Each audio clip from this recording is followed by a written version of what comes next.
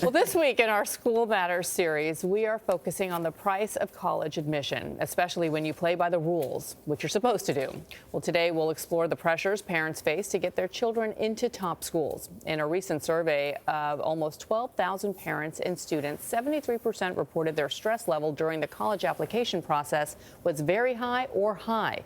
We spoke with two moms about the challenges. Susan Borson from Ohio says she once got caught up in the college craze, but 5 kids later, she has some lessons to share with other parents. And California mom Rosamond Purdue says the pressure of getting her high school junior into college has been insane. When do your grades come out? I will say that proudly. I'm a helicopter parent. I was raised during the 70s, and I had 70s mom, where it was like, are you going to school today? You know, it was like whatever you want to do, nobody cared, and I am the opposite of that. So my oldest, I pushed her because you're supposed to build your resume. And she was smart. She turned to me and said, I can't do everything. And I really was grateful to hear that from her, because it was like I got schooled by my kid. Where do they play lacrosse? Like at home? By the time I'm down to my 5th, he drove the whole process himself. We just kind of understood that he's going to be fine, whatever direction he takes.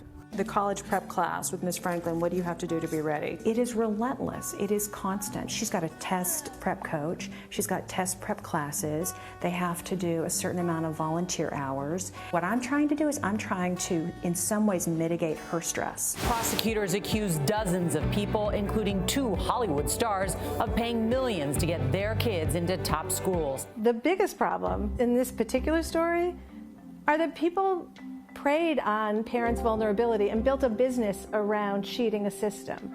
They were tiger moms looking to do the best they could for their kids, and they chose a very wrong way to do it. We have to really step back and say, how can college matter enough that you'd be willing to do these things? It's an opportunity for education. The name is not going to define your future. The school that she gets into is the school she was meant to get into. And the best school for her is the school where she's happy. Julie Lythcott-Haims is a former dean of freshman and undergraduate advising at Stanford University. She writes about the college admissions race in her book. It's called, listen to this title, How to Raise an Adult Break Free of the Overparenting Trap. Prepare your kids for success. Julie, we welcome you back to CBS This Morning. Stanford was on the list of one of the schools. Were you surprised to hear that? I think a lot of people were surprised by the money involved and the brazen disregard for the law. Yeah, I was truly shocked, and that might sound naive, but what I mean by that is, having been at Stanford for 14 years and as an administrator, there was nothing in me that said anyone on that campus was capable of accepting bribes. Wow. Turns out there's one bad actor, the sailing coach, who accepted some bribes. Right. But I think of the place as being one of filled with people full of integrity. Let's talk about the book. I watched your TED Talk, and you talk about the checklist childhood, right? And then you also mentioned, I went to a state school in Louisiana, right? And I'm proud of how I turned out. As you should be. What would you say to parents about the fact that you can go to a state school or a school in Oregon like your son does and turn out just fine, not only fine, but happier than if you went to, say, a Harvard? Right.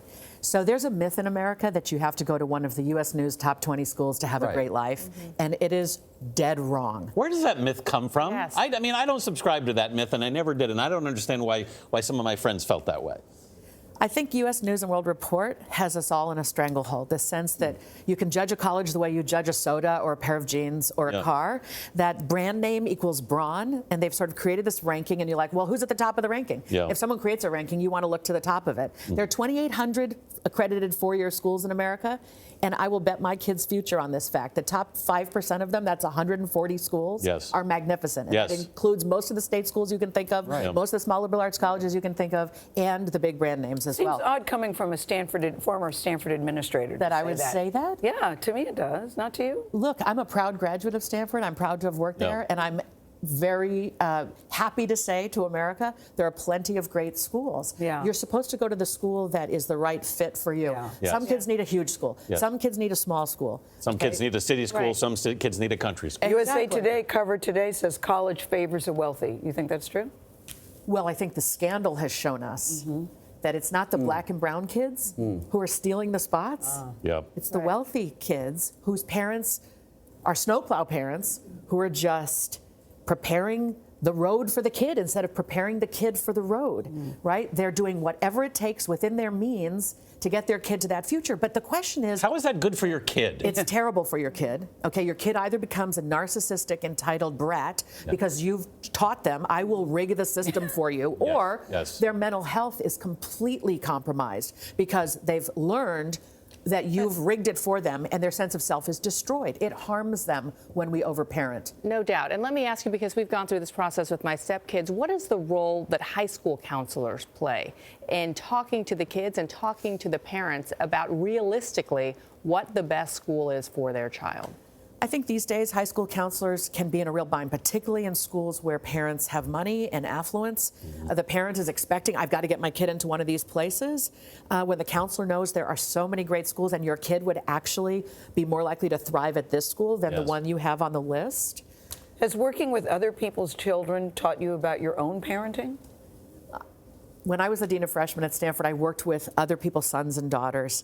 I saw those who'd been overparented, who were reliant on their parents to choose classes, talk to professors, resolve roommate disputes. But then I saw all the other kids who were self-reliant, had autonomy, and I thought, my goodness, how do I raise my kids so they end up like that instead of like this? And I realized, Gayle, that I was overparenting my own kids. Okay, So working with other people's kids helped me be a better parent to my own two kids. Anything to the helicopter parents watching who are feeling guilted right now, the one thing they can do to make a change? Absolutely. There's something I call the 1 week cleanse.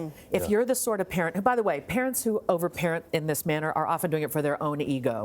Right? These elite parents, they've got everything they need financially. Why do they need their kid to go to one of these big brand name schools? For their own ego. Okay? So if that's you, if you're on your kid constantly, you need to know what grades they got today, how they did in the science test, what kind of homework they have. The 1 week cleanse is this. You go to your kid and you say, hey kid, I know I'm always on you. I know I'm always nagging you about your grades and scores. And that can make you feel that I don't think you care, but I know you do care. So for 1 week, I'm going to button it. I'm not going to ask you about those things.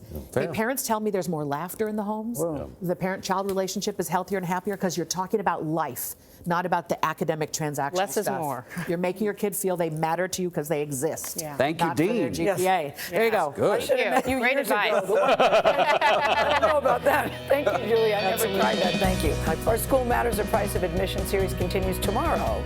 You're watching CBS This Morning. We're going to talk to former UPenn Associate Dean Sarah Haberson. She's pulling back the curtain on the admissions process and offers tips on what schools are actually looking for.